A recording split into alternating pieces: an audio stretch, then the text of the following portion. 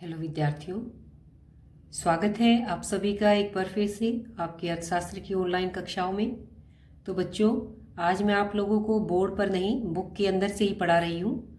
हम कक्षा 11 का जो हमारा पाठ 7 था निर्धनता, उसी में हम आज आगे पढ़ेंगे कि सरकार के द्वारा निर्धनता या बेरोजगारी को दूर करने के लिए क्या क्या कदम उठाए गए, ऐसे कौन कौन से नए कार्यक्रम चलाए गए सरकार के द्वारा जो बेरोजगारी को या निर्धनता को दूर करेंगे।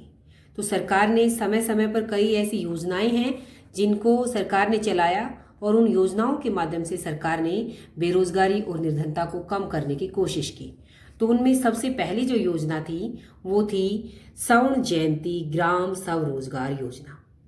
तो बहुत ही इम्पोर्टेंट हमारे ये प्रश्न बनता है, इसके अंदर जो छोटी छोटी जो योजनाएं हैं, इन योजनाओं के ऊपर भी अलग से प्रश्न आ सकता है कि स्वर्ण जयंती ग्राम स्वरोजगार योजना क्या थी।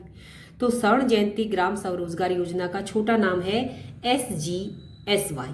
स्वर्ण जयंती से हमने S को ले लिया, ग्राम से हमने G को ले लिया और स्वरोजगार से फिर S को और योजना से Y को। तो SGSY स्वर्ण जयंती ग्राम स्वरोजगार योजना। ये जो योजना थी ये 1999 में शुरू की गई और अप्रैल 1999 के अंदर ये शुरू की गई। और क्योंकि ये ग्राम स्वरोजगार योजना थी तो गाँव से ये अधिक संबंधित थी। तो इस योजना के द्वारा जो गाँव के ग्रामीण जो बेरोजगार हैं उन्हें अपने स्वरोजगार चलाने के लिए, स्वरोजगार का अर्थ होता है कि वो अपना स्वयं का कोई काम धंधा शुरू करें, तो इस पर्पज से ये योजना शुरू की गई। और इस योजना के अंदर पहले से चली हुई 2 योजनाएं थी। पहली का नाम था समन्वित ग्रामीण विकास कार्यक्रम, जिसे शॉर्ट फॉर्म में IRDP कहते हैं, और दूसरी है हमारी स्वरोजगार के लिए ग्रामीण युवाओं को प्रशिक्षण कार्यक्रम यानी कि ट्राइसेम। तो जो IRDP और ट्राइसेम जो 2 योजनाएं थी जो पहले से चली हुई थी, उन दोनों योजनाओं को इस स्वर्ण जयंती ग्राम स्वरोजगार योजना के अंदर ही मिला दिया गया था। तो जैसा कि मैंने पहले बता दिया कि ये योजना क्या थी, स्वरोजगार यानी कि छोटे छोटे अपने स्वयं के काम धंधे स्थापित करें लोग।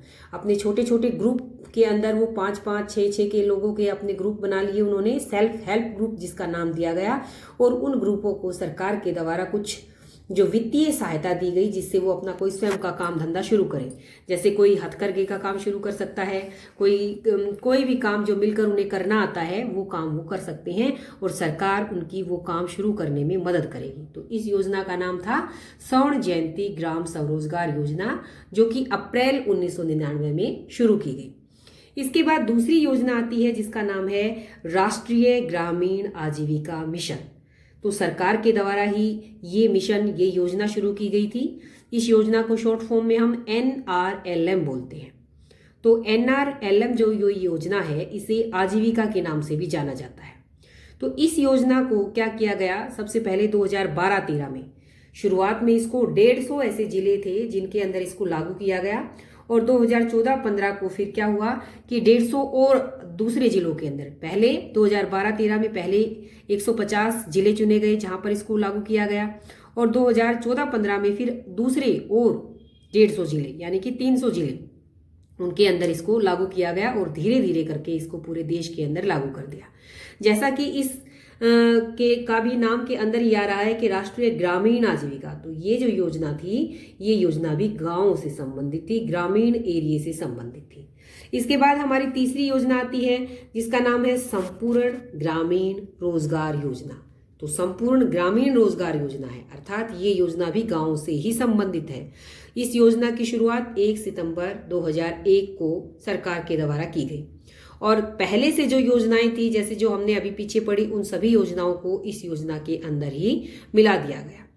तो ये भी सरकार के द्वारा गरीबी को हटाने के लिए, बेरोजगारी को दूर करने के लिए चलाई गई एक नई स्कीम थी। तो इसके बाद कुछ और जो हमारी स्कीमें थी उनमें से जैसे एक का नाम है प्रधानमंत्री ग्रामोदय योजना। तो ये योजना भी गांव से संबंधित थी। गांव को जैसे सड़कों के माध्यम से या फिर बिजली पानी की सुविधा, इन चीज़ों से गांव के अंदर जो है काफ़ी परिवर्तन किए गए। गांव के अंदर लोगों के स्वास्थ्य के लिए उनको प्राथमिक शिक्षा होती है हमारी, जो हमारी 1 से 8वीं तक की शिक्षा है, वो शिक्षा सभी को प्राप्त हो। गांव के अंदर अच्छा पीने का पानी हो, आवास की सुविधा, सभी गांवों को सड़कों के माध्यम से शहरों से जोड़ा जाए। इस प्रकार के काम इस योजना के अंतर्गत किए गए। इसीलिए इस योजना का नाम है प्रधानमंत्री ग्रामोदय योजना, यानी कि गाँव का जो है वो विकास किया गया। इसके बाद एक और योजना आती है जिसका नाम है जय प्रकाश गारंटी योजना। ये योजना भी महत्वपूर्ण योजना है। जय प्रकाश गारंटी, रोजगार की गारंटी दे रही थी ये योजना। JPRGY ये इसकी शॉर्ट फॉर्म है। तो इस योजना का उद्देश्य क्या था कि जो देश के अंदर जो पिछड़े हुए जिले हैं, उन जिलों के अंदर लोगों को रोजगार की गारंटी दी जाए, यानी कि उनको पक्के तौर पर रोजगार मिलेगा। इस तरह की ये योजना थी। तो इस योजना के बाद एक और योजना, छठी योजना आई, स्वर्ण जयंती शहरी रोजगार योजना। तो ये योजना शहरी है, तो इस कारण से इस योजना को शहरों के अंदर लागू किया गया। तो शहरों से संबंधित हमारी ये योजना हो गई। इसके बाद 7वीं और योजना है प्रधानमंत्री रोजगार योजना। अब विद्यार्थियों, यहाँ पर मैं आपको कहना चाहूँगी कि जो प्रधानमंत्री रोजगार योजना है, ये योजना जो शिक्षित बेरोजगार थे, जो पढ़े लिखे युवा बेरोजगार थे, उनके लिए स्पेशली इस योजना को बनाया गया। आपके जो ऑब्जेक्टिव टाइप MCQ आते हैं, उनके अंदर ये क्वेश्चन भी है कि शिक्षित बेरोजगारों के लिए सरकार के द्वारा कौन सी योजना चलाई गई। तो वो योजना है प्रधानमंत्री रोजगार योजना। हमने पीछे पढ़ा, कोई शहरी योजना थी, कोई ग्रामीण योजना थी, लेकिन प्रधानमंत्री रोजगार जो योजना है वो शिक्षित युवाओं के लिए, चाहे वो ग्रामीण हो चाहे शहरी हो, शिक्षित जो बेरोजगार युवा थे उनको रोजगार देने के लिए ये योजना बनाई गई। इसके अलावा सरकार के द्वारा कुछ और भी कदम उठाए गए, जैसे लघु और कुटीर उद्योगों का विकास किया गया। गाँव के अंदर, शहरों के अंदर जो छोटे छोटे उद्योग थे, जो 5, 10 या 15-20 आदमी मिलकर अपने स्वयं के जो उद्योग शुरू कर रहे थे, तो उन उद्योगों के विकास के लिए भी सरकार के द्वारा कुछ विशेष उपाय किए गए, ताकि लोग वो काम अपने शुरू कर सके, जिससे लोगों को रोजगार मिलेगा और फिर बेरोजगारी दूर होगी। इसके अलावा सरकार के द्वारा एक और काम किया गया जिसका नाम था न्यूनतम आवश्यकता कार्यक्रम। न्यूनतम का अर्थ है कि वो कम से कम, जो नितांत जीवन जीने के लिए जो चीज़ें कम से कम, जो ये चीज़ें तो अवश्य हों, जैसे भोजन अगर नहीं मिला तो हम जीवित नहीं रह सकते, हमें पहनने के लिए कपड़ा हो, एक रहने के लिए आवास हो, छत हो। तो न्यूनतम जो आवश्यक कार्यक्रम थे, जिसके अंतर्गत लोगों का जो जीवन स्तर है उसको ऊंचा उठाने के लिए जो उनकी जो बेसिक नीड्स हैं, न्यूनतम जो आवश्यकताएं हैं, उनको पूरा किया जाए। इसके अंतर्गत क्या कौन कौन सी चीज़ें आएंगी हमारी, जैसे प्रारंभिक शिक्षा आएगी कि लोगों को प्रारंभिक शिक्षा अवश्य मिलनी चाहिए, जो नहीं पढ़ पाए तो उनको फिर प्रौढ़ शिक्षा मिले, उनका स्वास्थ्य अच्छा हो, गांव के अंदर जल की आपूर्ति हो, सड़कें हों, बिजली हो। तो इस तरह की चीज़ें इस न्यूनतम आवश्यकता कार्यक्रम के अंतर्गत जो है उनको करने की कोशिश की गई। तो विद्यार्थियों, ये हमारी कुछ योजनाएं थी। इसके अलावा एक योजना और है जिसे 20 सूत्री कार्यक्रम कहा गया है।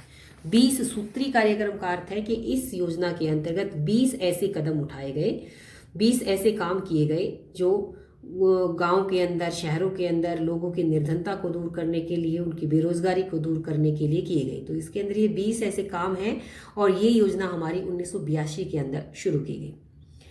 इसके बाद एक योजना और है जो कि काफ़ी महत्वपूर्ण है, महात्मा गांधी राष्ट्रीय ग्रामीण गारंटी योजना। मनरेगा के नाम से भी हम इसको जानते हैं। महात्मा गांधी, महात्मा से M ले लिया, गांधी से G ले लिया, राष्ट्रीय से हमारा जो है राष्ट्रीय है तो नेशनल हो गया, इसका हमारा N हो गया। तो जब हम इसको जोड़ेंगे तो ये हमारी मनरेगा बनेगी। तो मनरेगा की फुल फॉर्म क्या है ये हमें पता होनी चाहिए। और इस योजना के अंतर्गत वो सभी आदमी जो न्यूनतम मजदूरी दर पर, जो भी सरकार के द्वारा प्रचलित मजदूरी दर है, उस दर पर जो काम करने के इच्छुक हैं, उन सब लोगों को 100 दिन का काम अवश्य दिया जाएगा। ये उस 100 दिन के काम की ये योजना गारंटी दे रही थी कि भाई इन लोगों को 100 दिन का काम साल के अंदर, एक वर्ष के अंदर, जो लोग प्रचलित मजदूरी दर पर काम करना चाहते हैं उनको साल में 100 दिन का काम अवश्य दिया जाएगा।